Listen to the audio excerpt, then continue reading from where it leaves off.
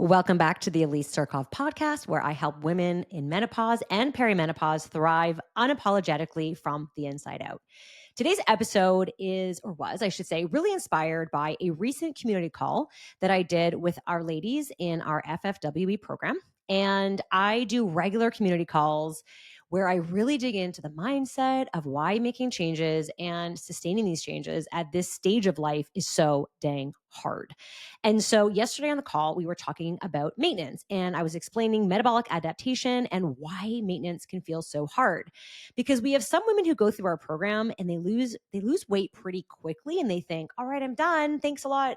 And then we have other women, I'd say about 50%, who don't lose anything in the beginning. And then all of a sudden they're rocking and rolling and they're losing weight. And the women that lose weight quicker, I see, tend to have a harder time maintaining their results because they saw results so quickly that they don't realize how hard it is to keep it off. Whereas those who had a harder time losing it tend to understand that long game when it comes to really pushing maintenance and understanding how the metabolism adapts. So I digress. Let's stick to what I really want to talk about, which is maintenance. You are going to likely fuck it up the first time that you intentionally try it. All right, let me back up.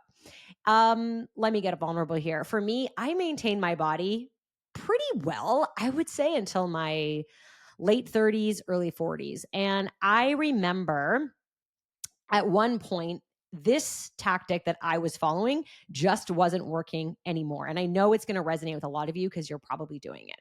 I would overeat, undereat, and maintain my body. I didn't like sit down and say, okay, from Monday to Thursday, I'm going to undereat and then I'm going to eat like an asshole all weekend. It was kind of the other way around. I ate like an asshole on the weekend and then was like, oh shit, I can't do that anymore. Let me just, eat tuna and cucumbers and just kind of tone it down a little bit, which I did. And then came Thursday night and then it was girls' night and out at the bar. And I was like, all right, here we fucking go again. And my body didn't change. And that worked, I'd say, kind of well until it didn't anymore, which was, when perimenopause really started to move its way into my life. Okay, so that is not the maintenance I'm talking about. I'm talking about intentional maintenance. I'm talking about not undereating, not overeating, but maintaining the same-ish amount of food every single day. So let's say you get to your goal weight and you are feeling really good. You're like, I'm comfortable in my body, I'm comfortable in my clothing, and I'm good here. Now what? Everybody fucks up maintenance because they feel like it's a free-for-all and I'm going to go back to eating the way I did before. Why doesn't this work? Because maintenance is harder than weight loss. I'm going to say that again. Maintenance is harder than weight loss. Losing weight is easier because you have that constant feedback. It's either working or it's not. I'm getting on the scale's getting lower. I'm feeling a little hungry, I'm not feeling hungry. I'm seeing changes, I'm not. But what happens when you don't want to see changes anymore? You think, I can handle that cookie. I've worked so hard. What's the big deal having another glass of wine? Sure, I'm going to go out for dinner tonight. I'm not going to really worry about it. Like, I feel so good in my clothes and I look so great. And then, the next week you do the same thing and the same thing until, oh my God, you fucked it up. So let me burst your bubble and tell you that if this is you and you fucked up maintenance and you're spiraling into nothing ever works for me and I always gain the weight back, it's just because you've never intentionally tried maintenance. When I first started FFWE way back in the day, I actually started with a really unsexy program that was about maintenance. And nobody wanted it because nobody wants to be in maintenance, right? Like, raise your hand if you're like, yeah, I want to be in maintenance. Like, no woman wants that. Everyone wants to lose weight. And so I had to kind of flip it a little bit. And that's why I put maintenance as a huge part of the program itself, because understanding how to intentionally maintain your weight is going to come with, listen closely, restriction.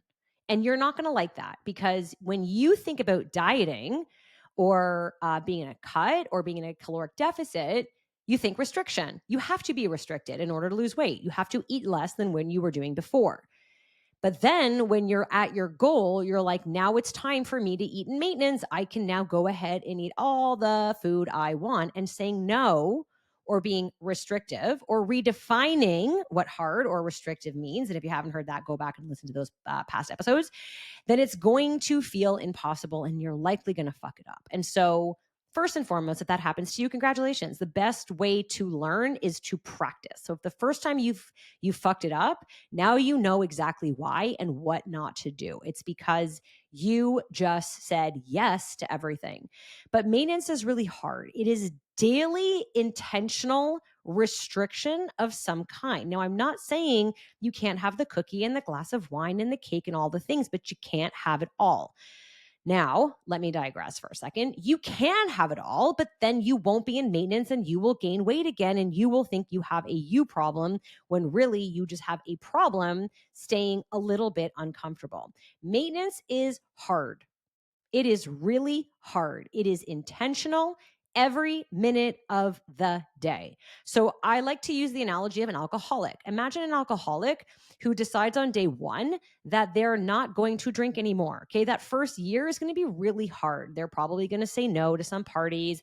They're probably going to stay home. They're going to call their sponsor. They're going to be surrounded by people who don't drink. They're going to eat, sleep, and breathe how to recover from alcoholism. What happens year 2, year 3 when their best friend or someone at work is like, let's go to the bar and we're going to celebrate and we're going to have this. And now they're surrounded by alcohol. They're going to have to make that intentional decision to say, where am I today mentally? Am I strong enough to put myself in an environment where I see my triggers? If you're having a shitty day, you just lost your job, your partner left you, your dog died. I don't know. Let's just say life is shitting on you.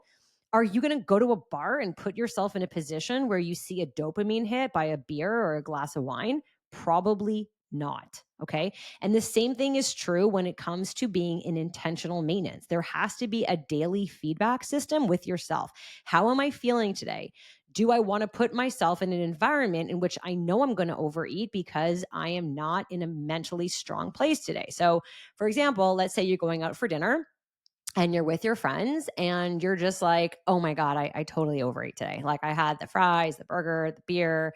I just kept going. Are you going to go ahead and do that again tomorrow night? So when Susie calls you up and says, hey, let's go out to grab a drink, you might be like, yeah, sure. Like I'm in maintenance. Like why not? But then you would be overeating and you're going to fuck it up. So instead, you're going to have to say to Susie, yeah, you know what? I'd love to see you. Can we do something different instead? Can we go for a walk? Can you come over and hang out? Can we go watch a movie? Can we go bowling? I don't know. Just does it have to not involve going out for what I know is going to put me at a disadvantage because I just had this happen to me the night before? Okay. And I think that for a lot of you, you're going to hate hearing this because you're like, but Elise, then you're telling me that I'm going to have to diet for the rest of my life and I'm always going to be restrictive. Well, fucking kind of. And if we take the same analogy and use it with I don't know, like saving money. Say you get your first job and you're making money and now you're making more money and you buy a house and you have a mortgage and you've got kids and all these things and you want to start buying shit again. You've got to figure out exactly how to save money, right? And so it can feel really tedious. I know this because I have 3 kids. I have a mortgage. I have a business and I'm fucking trying to save money and spend some shit on myself. And it's hard. And I think at the end of the month, how did I not save any money? I'm making money. I get it. I've got very expensive kids, but still, like, where's it going? And so I'm going to have to take a look at my budget. I'm going to take a look at all that I'm spending.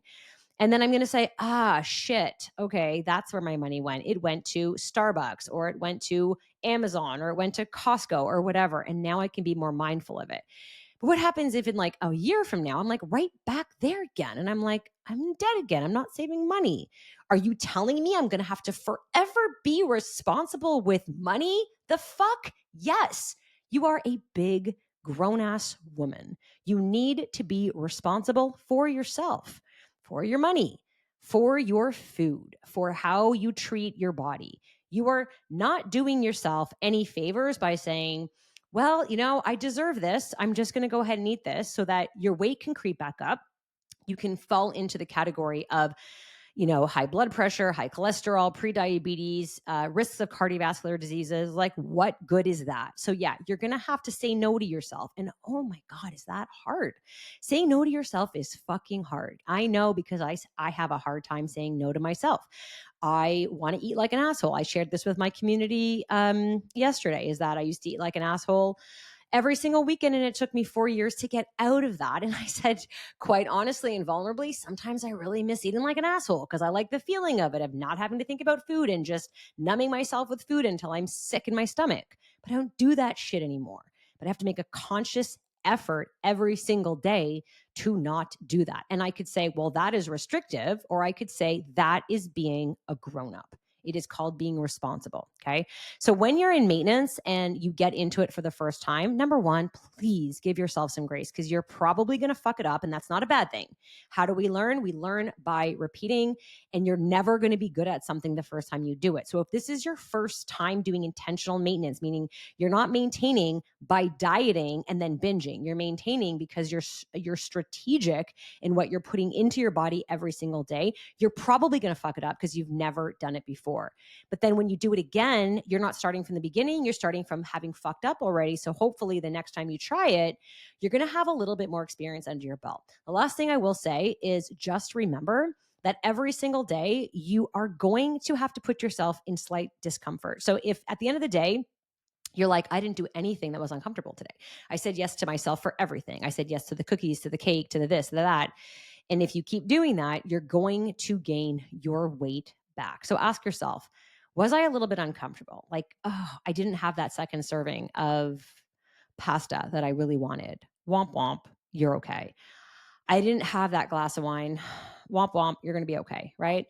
Oh, I had to do that extra. I did that workout that I didn't want to do. Womp womp, you're going to be fine. So at the end of the day, keep that feedback system with yourself. And if you're at a point where you're like, I think I'm regaining my weight, then go back to the tools you learned when you were losing weight just to tighten it back up in maintenance before you go back into a cut. A lot of women will just say, I'm gaining weight, I have to diet again, when the true reality is like, no. You need to practice maintenance again. You need to be intentional with your maintenance. And I say this from the bottom of my heart, it is the hardest thing to do.